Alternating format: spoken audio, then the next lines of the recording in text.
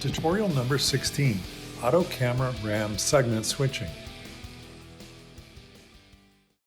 Hello, and welcome to the pco.camware video tutorials. This video gives you a step-by-step instruction on how to use the Auto Camera RAM Segment Switching.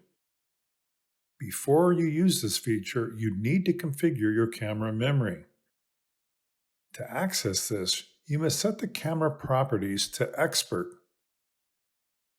Within the headline of the Memory tab, you'll find the maximum amount of images your CamRAM can store. Per default, this amount of images is reserved in RAM Segment 1. You can reduce the amount of images by hand.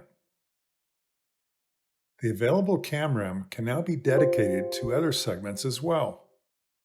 Please be aware that the sum of all three memory segments cannot exceed the maximum amount of images. When applying a double click on the active RAM segment, you can switch through your segments easily. After you have configured the camera memory, activate Auto Camera RAM Segment Switching via the Acquisitions menu. The Setup dialog will open, where you can use the checkbox to activate or deactivate the amount of segment switching. Please decide which memory segments you want to use. Once you hit the OK button, you're all set to operate with the automatic camera RAM segment switching.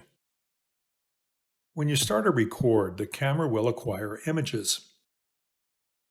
If you have selected the ring buffer, the camera will record as long until you hit the record or stop button again. Be aware that now the camera won't stop the recording. It will continue to record, but switch immediately to the next RAM segment to preserve the images you have recorded in the first RAM segment.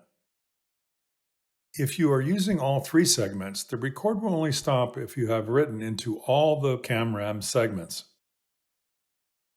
Please notice that if you're using the recorder mode sequence, the camera will jump to the next camera RAM segment automatically once the amount of images available in your first and second CamRAM are acquired.